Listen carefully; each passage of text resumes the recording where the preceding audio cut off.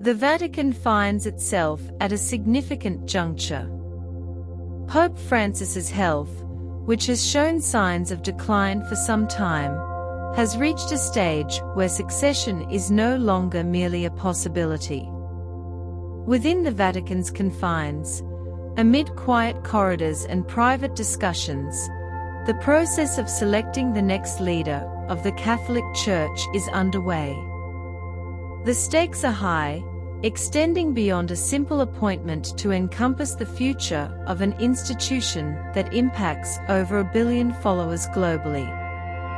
A central question occupies the minds of cardinals, bishops, and observant faithful. Will the next pope continue Francis's reforms or revert to traditional Catholic practices? Many may not realize that the choice of a pope involves complex political and ideological considerations. For decades, the Vatican has faced a dilemma between embracing the contemporary world and reinforcing its traditional foundations.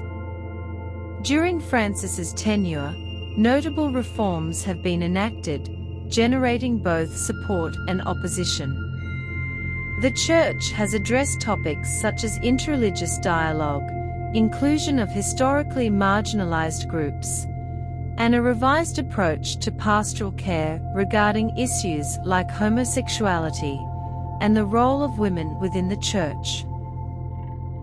To some, these changes represent necessary progress, while to others, they signify a dangerous departure from core Catholic beliefs. This division exists not only among the faithful, but also within the Vatican's structure. The College of Cardinals, those who elect the next pope, reflects this polarization. Currently, 138 cardinal electors exist, with over 60% appointed by Francis. Theoretically, this suggests continuity of his agenda. However, the reality is less predictable. Not all cardinals appointed by Francis share his views. Many originate from regions where reforms encounter strong resistance, such as Africa and Asia. Others, despite being chosen by Francis, favor a more conservative approach. Therefore, the Church's future is far from certain. Within the Vatican, cardinals organize into distinct groups, each representing a potential direction for the Church. Reformers aim to ensure that Francis's changes are not reversed. Traditionalists seek to reinstate doctrinal authority and classical liturgy, returning to a model predating the Second Vatican Council. A group of moderates may hold the key to balance, seeking a consensus candidate who avoids both complete breaks with the past and radical future changes. The upcoming conclave will be a pivotal event in the Vatican's recent history. Each decision, alliance, and vote in the Sistine Chapel will carry significant weight. The Catholic Church is not only a religious institution, but also a global power center. In a rapidly changing world where politics, culture, and technology shape society, the choice of the next pope will determine the Church's role in the coming decades. Faithful worldwide await the decision, unsure of the future. Will the Church continue on the path of reform, adapting to 21st century challenges, or will it return to established traditions?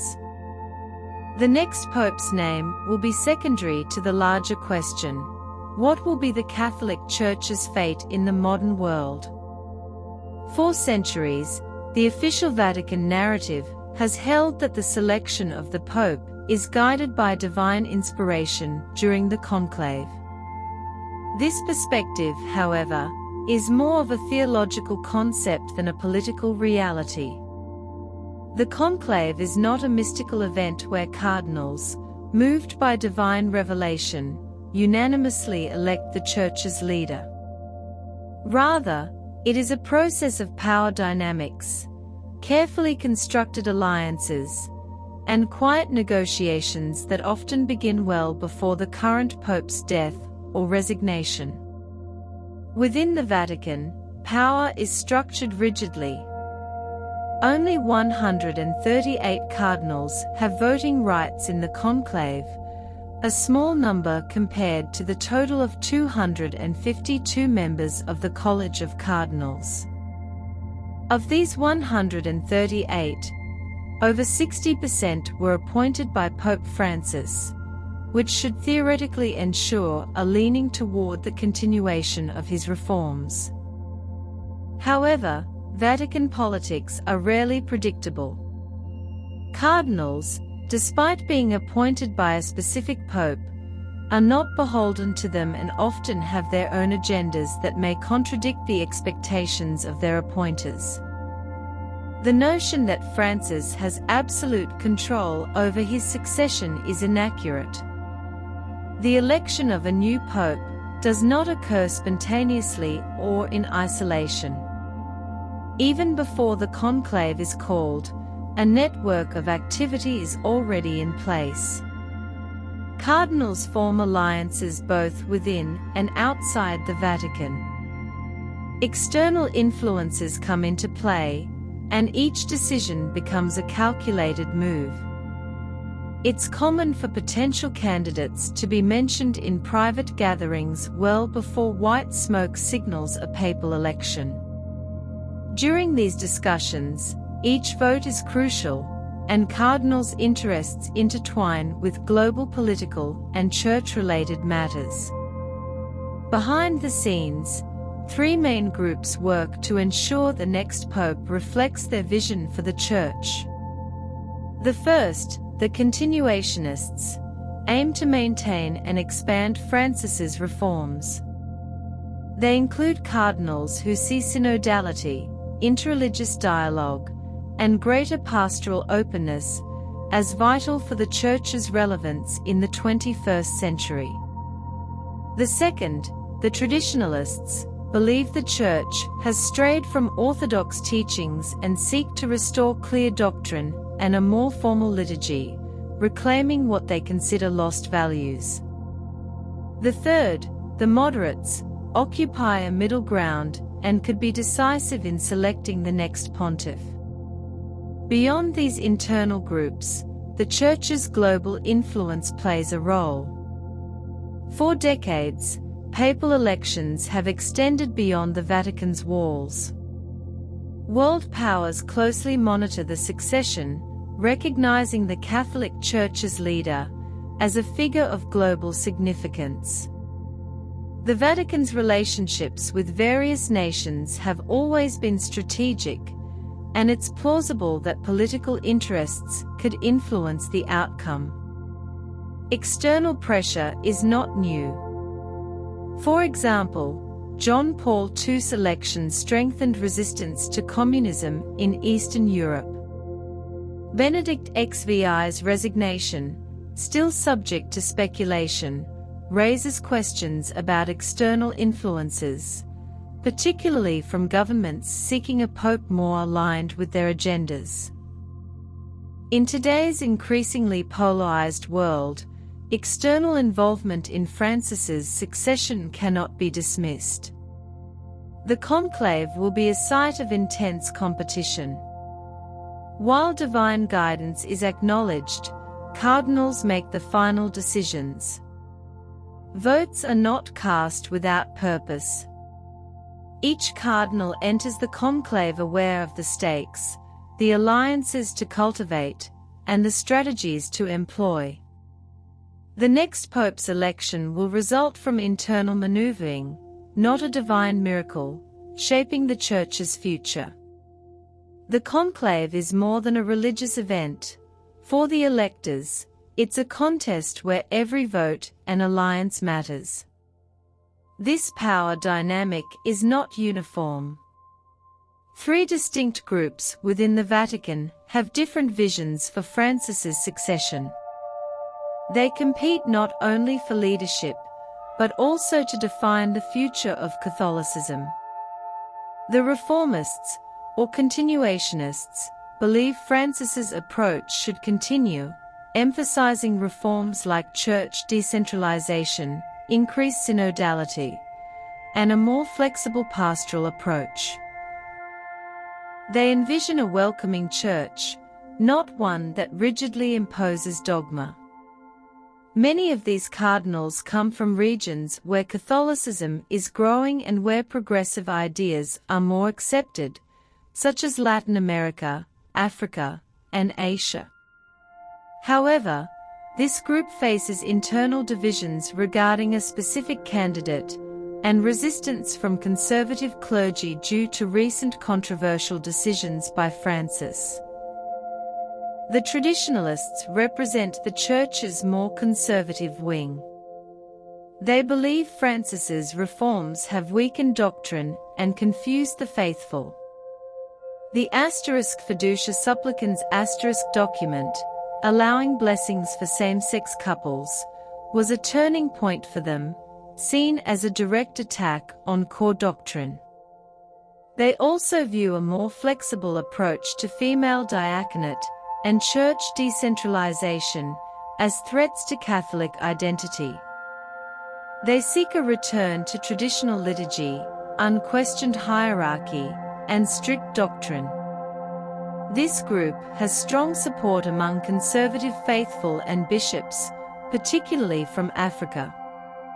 The moderates form a crucial bloc. They do not entirely reject Francis's reforms, but also do not want the Church to become unrecognizable. They believe in preserving tradition while engaging with the modern world. They are pragmatic, avoid radical positions, and seek consensus to prevent internal conflict. However, this group could easily fracture, as their preferences vary. Some favor a more reformist candidate, while others lean conservative. If they unite, they could significantly influence the election. These three groups are engaged in quiet, but intense competition within the Vatican. Private meetings and negotiations are taking place even before the conclave. No cardinal enters the Sistine Chapel without knowing whom to support and whom to avoid. To succeed, they must build strong alliances and maintain support until the final vote. Geography is also a factor. Historically, most popes have come from Europe, but the Church's demographics have changed. The largest Catholic populations are in Latin America and Africa, regions with a growing number of cardinals. This increases the pressure for a non-European pope.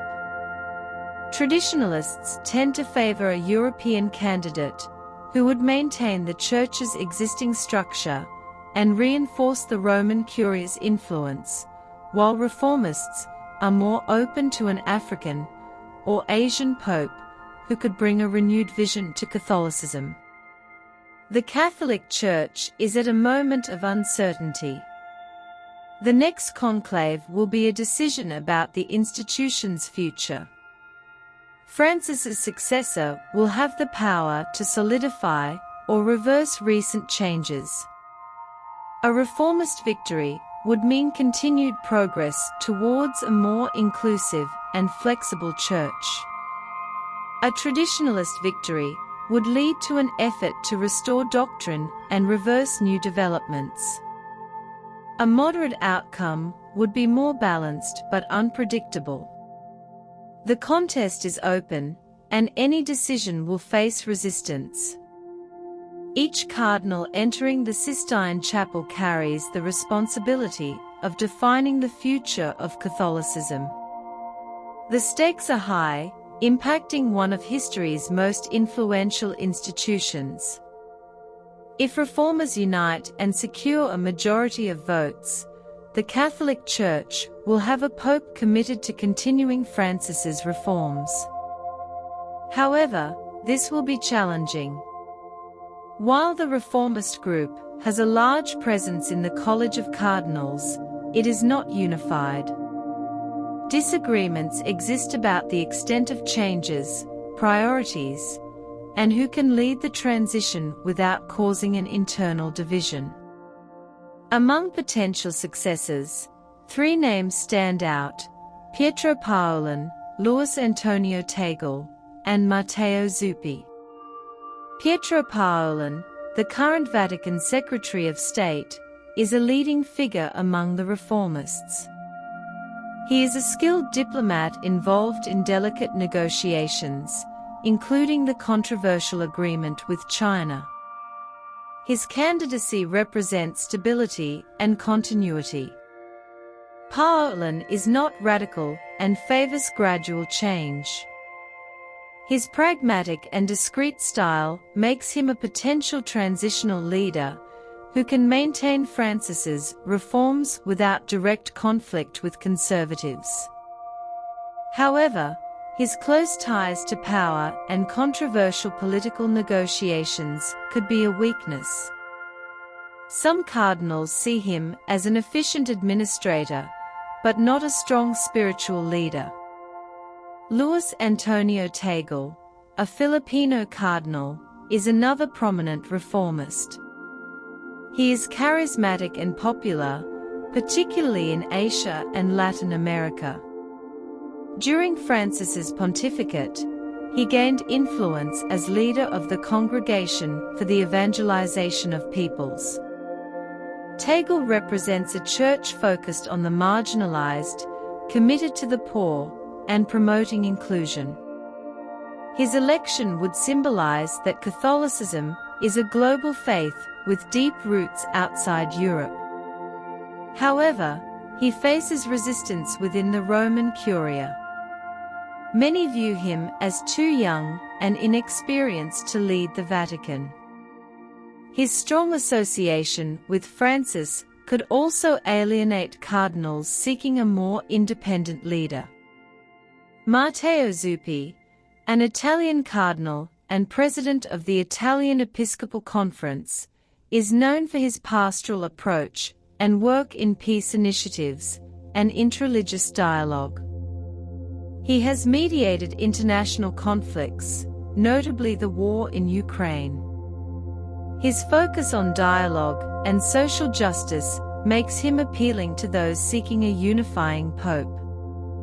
However, he is not a consensus candidate within the reformist bloc. His moderate stance may not satisfy more progressive cardinals. His limited international recognition could also hinder his chances. Other reformist candidates include José Tolentino de Mendonça, Jean-Marc Aveline, and Brislin. However, a reformist victory is not guaranteed, despite their majority in the College of Cardinals. The reformists face challenges both within the Church and from external sources. Francis's reforms, particularly regarding the blessing of same-sex couples and the role of women, have met resistance in various countries, especially in parts of Africa and Asia. This opposition could sway cardinals from these regions towards more conservative candidates. Additionally, public opinion and international geopolitics play a role. Francis's alignment with global agendas, such as environmentalism and social justice, has caused friction with conservative political groups, notably in the United States. External pressure for a less politically active pope could further complicate the election of a reformist. Even if a reformist is elected, they will inherit a divided church. Balancing continued reforms with preventing a schism among traditionalists will be a key challenge. The conclave will determine whether the Church continues its current trajectory, or if change is halted. Conversely, traditionalists are poised for resistance.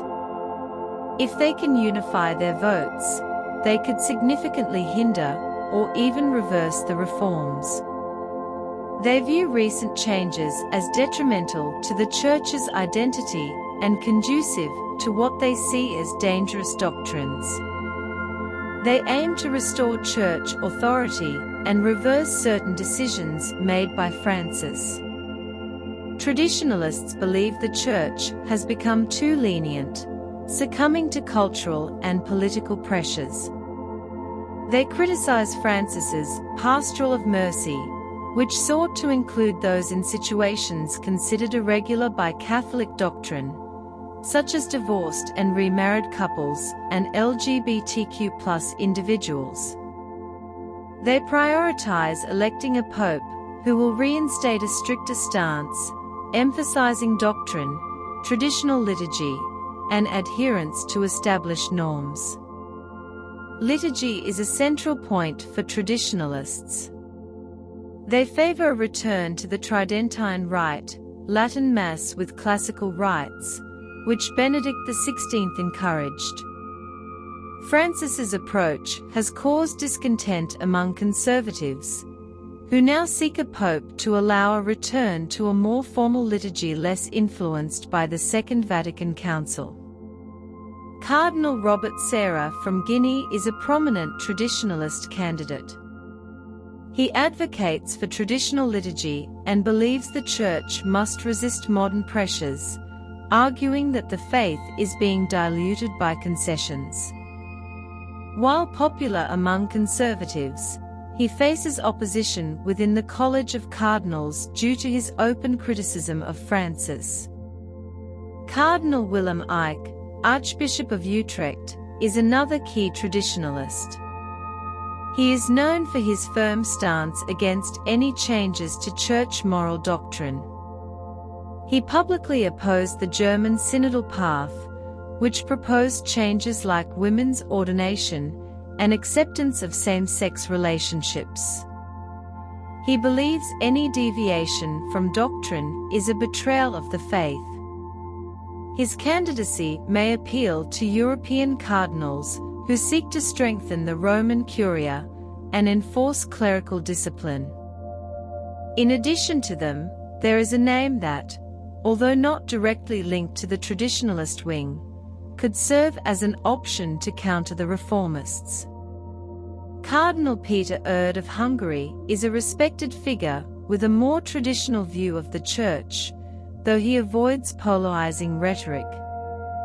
His presence in the conclave could represent a middle ground between traditionalists and moderates, offering a viable alternative for those who neither want the full continuation of Francis' reforms nor a radical break from them. The challenge for traditionalists lies not only in their limited voting power, but also in the potential resistance they might face from moderate factions. Many cardinals, even those who do not fully endorse Francis' reforms, worry that a sudden conservative shift could lead to instability and alienation among the faithful.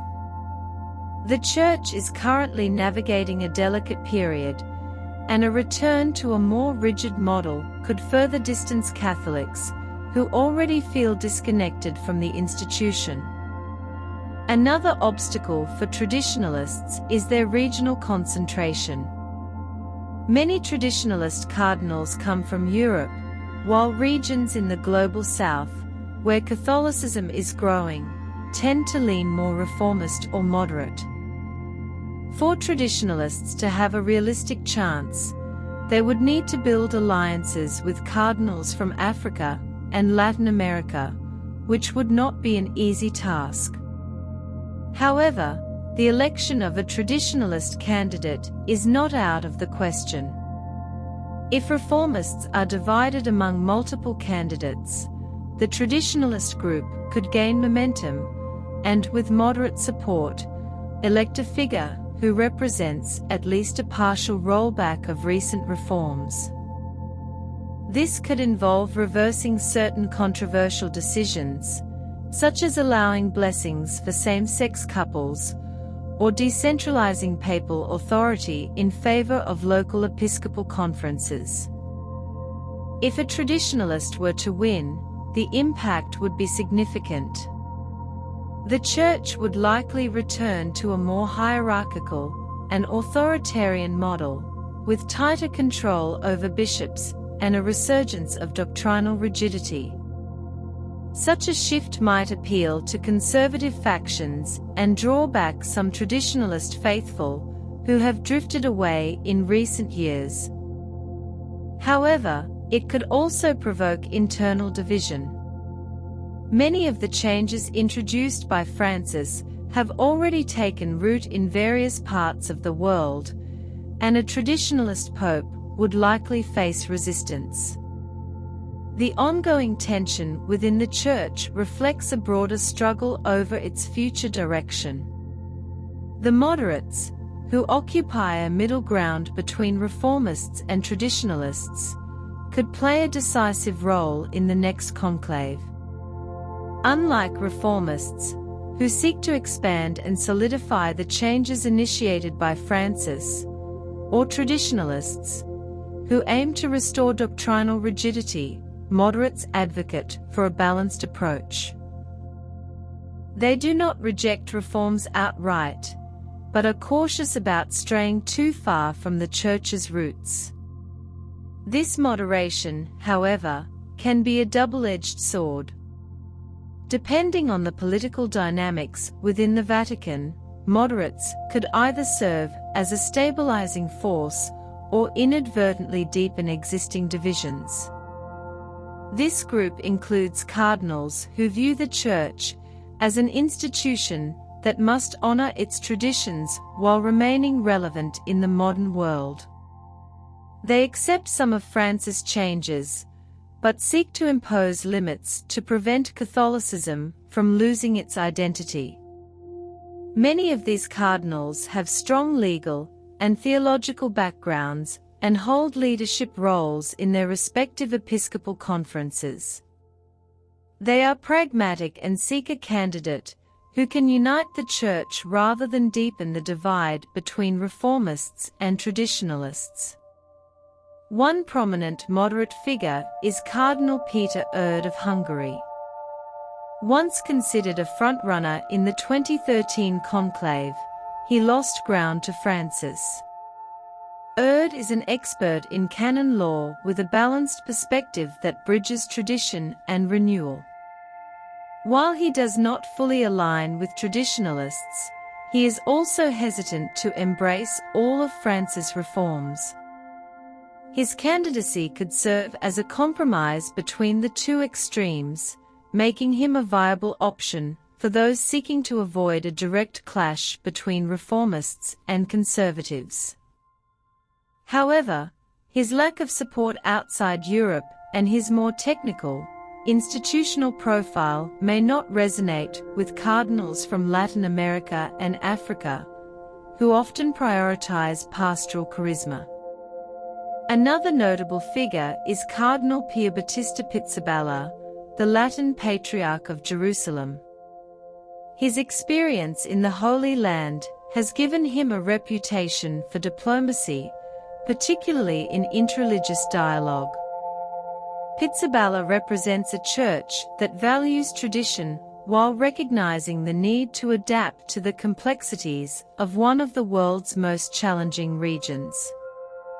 His conciliatory approach makes him a credible candidate for maintaining church unity during a time of internal tension.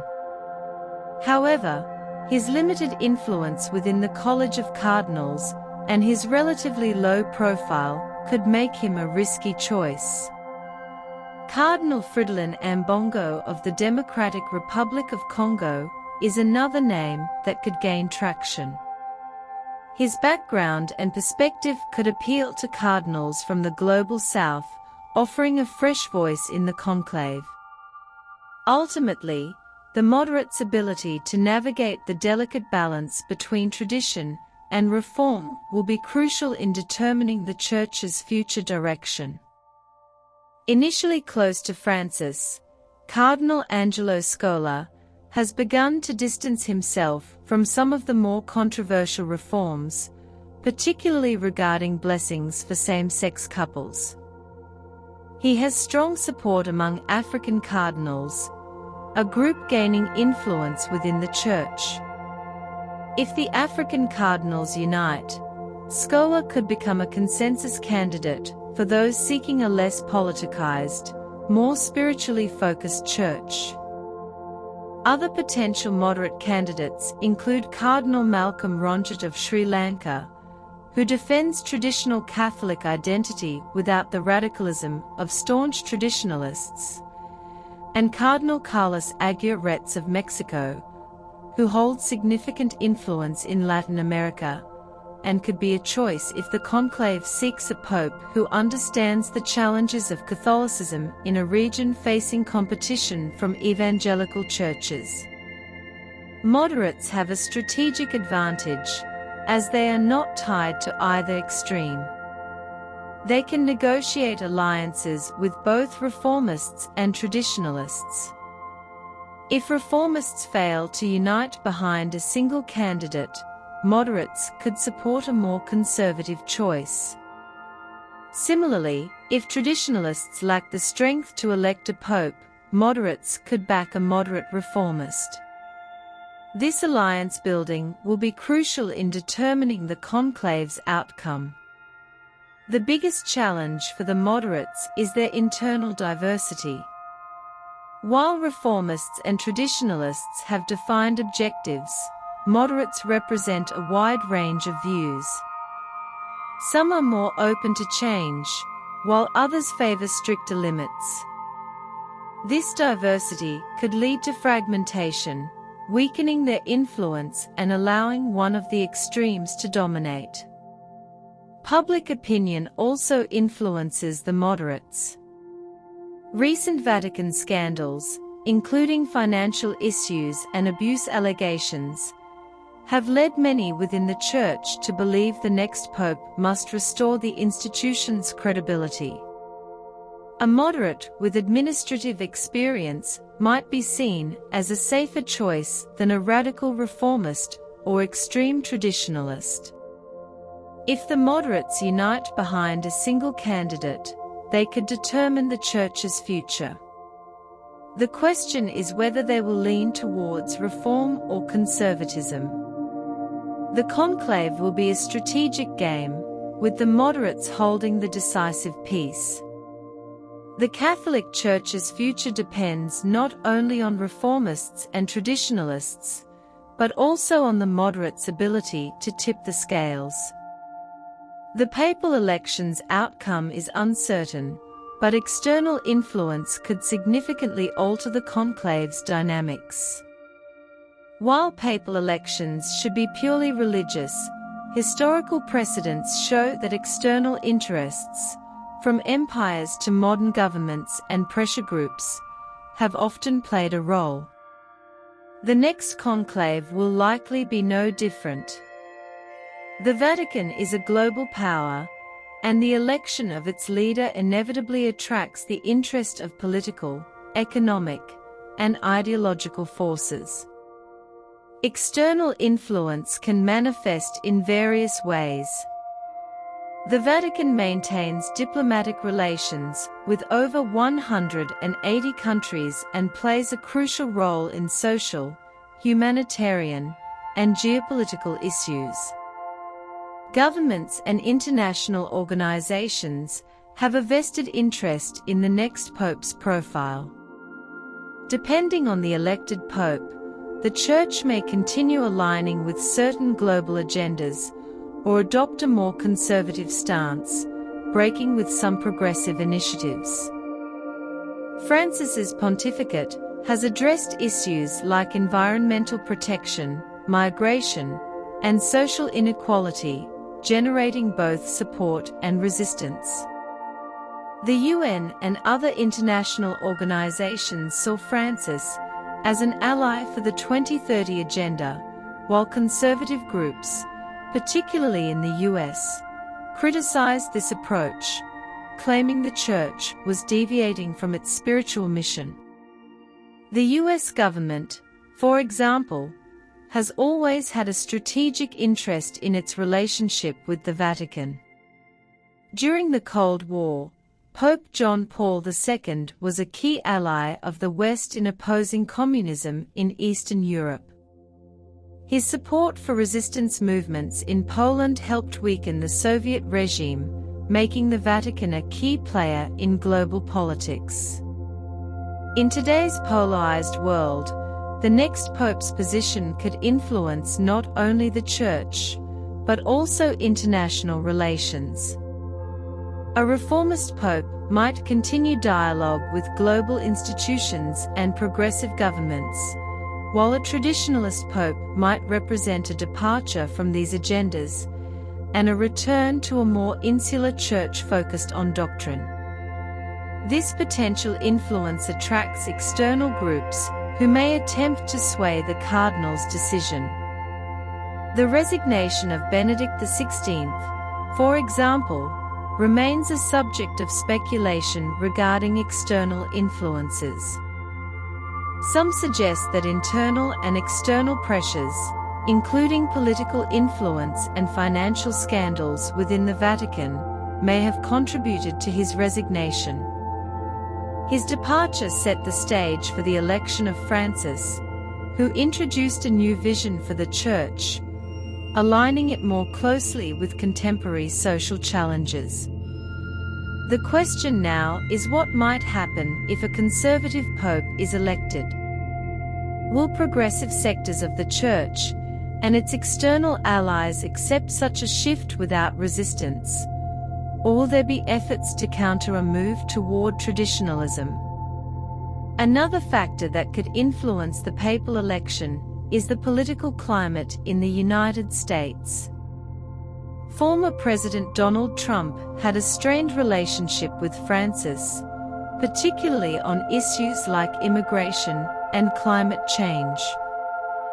A pope more aligned with religious conservatism could strengthen ties between the Vatican and right-wing governments globally. Conversely, a reformist pope would likely continue Francis' approach, maintaining alignment with progressive global agendas beyond governmental interests. Within the Church itself, various groups hold significant influence. Religious orders such as the Jesuits and Dominicans, as well as organizations like Opus Dei and traditionalist Catholic sectors, may work behind the scenes to support candidates who align with their views. The cardinals entering the conclave are aware that their decision is not solely a spiritual one, but also a political one. The next pope will face pressures from both internal and external forces, raising the question of whether some cardinals might prioritize political interests over faith in their voting. The upcoming conclave will be an event marked by high expectations and suspicions. While the cardinals inside the Sistine Chapel will make the formal decision, external forces will undoubtedly attempt to shape the outcome. Another critical factor is the nationality of the next pope. Is the Church prepared to elect a pontiff from outside Europe, or will it revert to its historical pattern of Eurocentric leadership? For centuries, the papacy has been dominated by Europeans, with Italians holding the position almost exclusively. Even when this tradition was broken, leadership remained within the Western sphere. John Paul II from Poland, Benedict XVI from Germany, and Francis from Argentina. However, as the Church seeks to reinvent itself, the nationality of the next pope has become a strategic consideration. This discussion is driven by the changing reality of Catholicism. Europe, once the center of Christianity, is experiencing a decline in the number of faithful, with fewer vocations and growing secularization. Meanwhile, regions in Asia, Africa, and Latin America have become new epicenters of Catholicism, representing the majority of the global faithful. This demographic shift suggests that the next pope should reflect this new reality. However, the issue is complex. While some cardinals advocate for a non-European pope to better represent the Church's global presence, others, particularly within the Roman Curia and more traditional Vatican circles, argue that a European pope is better suited to navigate the administrative and diplomatic complexities of the Holy See. They believe a European leader would ensure stability and preserve the Church's identity. If a non-European pope is elected, the strongest candidates are likely to come from Africa, Asia, and Latin America. Cardinal Luis Antonio Tagle of the Philippines is a prominent figure within the reformist bloc. His election would be historic, as Asia has never had a pope. Tagle represents youth, a connection to marginalized communities, and a continuation of France's vision. However, his candidacy faces challenges. Some European and American cardinals view him as too inexperienced to handle the internal pressures of the Vatican, and his strong alignment with France's reforms could alienate moderate and conservative factions. Another notable figure is Cardinal Robert Serra of Guinea, a favorite among traditionalists. Known for his defense of traditional liturgy and a firm stance on the Church's role in the world, Serra is seen as a candidate who could restore doctrinal and moral discipline. His election would likely appeal to conservative sectors, but could also deepen divisions within the Church. Ultimately, the next conclave will be a pivotal moment for the Catholic Church, shaped by a complex interplay of spiritual, political, and cultural factors. The decision will not only determine the Church's direction, but also its ability to navigate the challenges of a rapidly changing world. If elected, Cardinal Robert Serra of Guinea would be the first African pope in over a millennium. However, his candidacy faces significant resistance from reformist and moderate factions, who view him as too polarizing due to his staunch traditionalist views. Another African candidate who could emerge as a compromise is Cardinal Fridolin Ambongo of the Democratic Republic of Congo. With a more balanced profile, Ambongo has managed to navigate between reformist and conservative circles. While he has expressed reservations about some of France's reforms, he has avoided adopting a radical stance. His election would signal a Church more attuned to the realities of the Global South, where Catholicism is experiencing rapid growth. If the cardinals seek an African pope, but are wary of Serra's hardline approach, Ambongo could be a viable alternative. In Latin America, Cardinal Carlos Aguirre Retz of Mexico stands out as a strong candidate. He represents a Catholicism grappling with challenges such as the rise of evangelical churches and increasing secularization in society. However, his candidacy faces hurdles, as some cardinals believe the Church may not be ready for a second consecutive Latin American pope after Francis. If tradition prevails and a European is chosen, Cardinal Peter Erd of Hungary is a leading moderate candidate. Known for his juridical expertise and conservative yet non-radical stance, Erd could appeal to those seeking stability. Another European possibility is Cardinal Matteo Zuppi of Italy, whose profile aligns more closely with France's vision and could represent a moderate continuity. The choice of the next pope will reflect the Church's priorities. If the goal is to reaffirm its global presence, an African or Asian pope might be the logical choice. If institutional stability is the primary concern, a European candidate could be favored. The nationality of the next pope is not merely symbolic. It will directly influence the Church's leadership style and its relationship with the world. Regardless of origin, the next pope will face one of the most challenging missions in the modern history of the Church. The election will mark the beginning of an internal struggle that could define Catholicism for generations. The main challenge will be maintaining unity in a deeply divided Church. This conclave is not just about choosing a name, but about selecting between opposing visions for the future of Catholicism. The succession of a pope is always a pivotal moment, but the next conclave could be one of the most decisive in history. It is not merely about electing a new pontiff, but determining the direction of Catholicism in the 21st century. The Church must decide whether to continue and expand the reforms initiated by Francis, or to halt them and return to a more traditional model. This choice could lead to profound internal divisions, something the Church has not experienced for centuries. The Catholic Church is at a fragile moment. Financial scandals, abuse cases, declining membership, internal tensions, and the rise of other religions are exerting immense pressure on the conclave.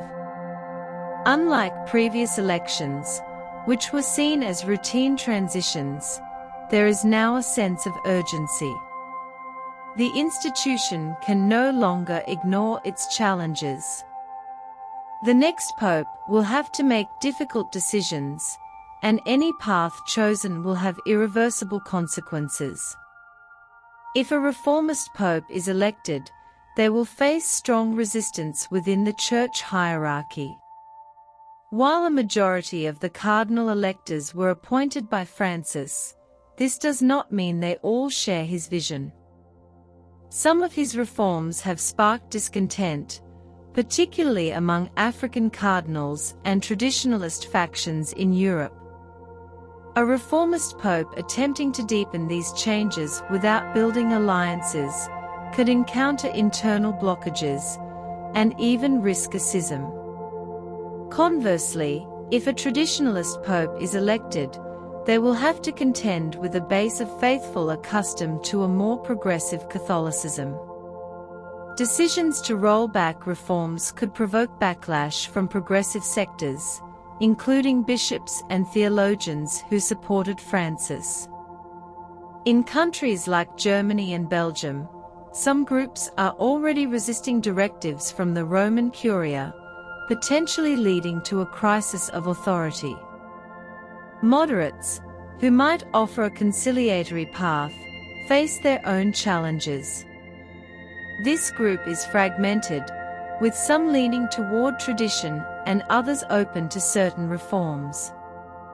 Without unity, moderates risk being overshadowed by the extremes, allowing reformists or traditionalists to dominate the next pontificate. The global impact of the Church adds another layer of complexity.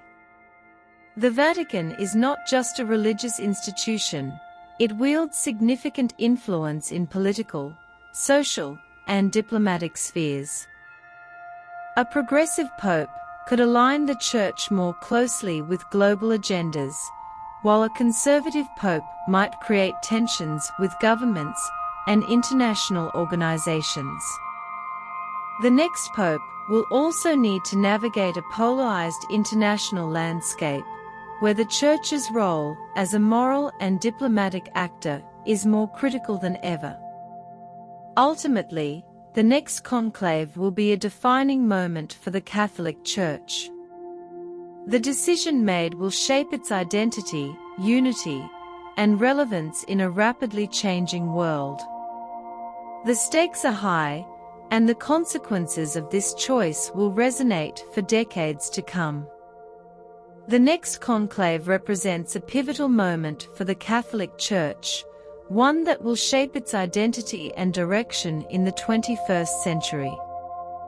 The Church is at a crossroads, facing a complex array of challenges and opportunities. In some regions, such as Europe and parts of the Americas, the Church is losing followers due to secularization, scandals, and a growing disconnect with younger generations. In contrast, Catholicism is thriving in Africa and certain parts of Asia, where the faith continues to grow rapidly. The next pope will need to navigate these divergent realities, making strategic decisions about how to maintain the Church's relevance in secularized societies while supporting its expansion in the global South. If the new pope is too rigid, they risk alienating followers in more progressive regions. If they are too open, they may lose the support of traditional communities who see reforms as a dilution of the faith. The conclave itself will be a highly strategic process, with alliances forming long before the cardinals enter the Sistine Chapel. Each vote will carry significant weight, as the decision will have long-term consequences for the Church's future. The cardinals are acutely aware of the risks and interests at stake, and their choices will reflect not only spiritual considerations, but also political and strategic ones. The Church is at a turning point, and the path chosen by the conclave could determine whether it remains a relevant global institution or faces further decline.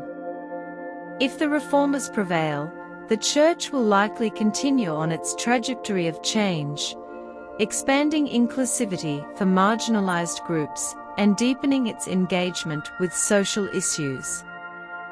However, this path carries the risk of intensifying internal opposition, particularly from traditionalist factions, who may seek to undermine the new pope's authority. On the other hand, if the traditionalists gain control, the Church may attempt to restore a more rigid doctrine, reviving old practices, and halting further reforms. This approach could provoke resistance from progressive sectors, potentially leading to internal divisions and challenges to the Pope's authority. The moderates, who seek a balance between tradition and renewal, could play a crucial role in stabilizing the Church. However, their success depends on their ability to unite behind a strong, balanced candidate capable of addressing the Church's concrete challenges.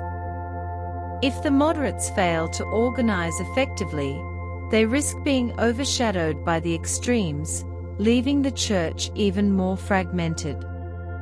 Beyond the ideological divide, external factors such as political influence, geopolitical tensions, and the shifting demographics of Catholicism will further complicate the election.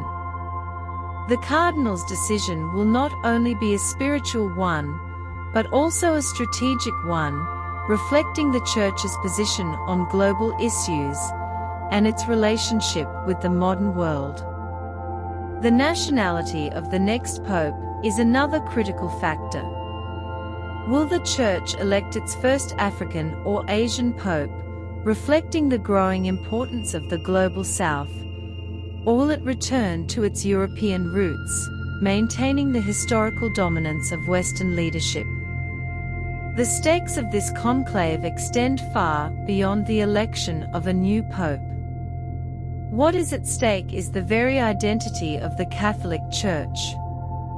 A reformist pope could steer the Church toward greater openness and engagement with contemporary issues, while a traditionalist pope might seek to reinforce doctrine, hierarchy, and classical liturgy. A moderate pope, if able to unify the Church, could offer a path of conciliation, though this would require exceptional leadership to prevent further fragmentation. The conclave will ultimately be a game of strategy and power, with the new pope facing a deeply divided Church, and a host of internal and external challenges. Regardless of the outcome, the next pontificate will be marked by difficult decisions and profound consequences. The question remains, which path should the Church follow? Should it continue Francis' reforms, embracing a more open and inclusive vision, or should it return to its traditional roots, reaffirming its historical identity? Does the nationality of the next pope matter? And what kind of leader does the Church need at this critical juncture? This debate is not limited to the cardinals. It involves millions of Catholics around the world. The outcome of the conclave will shape the future of Catholicism, influencing what it means to be Catholic in the 21st century. As the world awaits the white smoke, the question on everyone's mind is, what will be the fate of the Church after it rises? Your voice is part of this discussion, and the decisions made in the conclave will resonate far beyond the walls of the Vatican.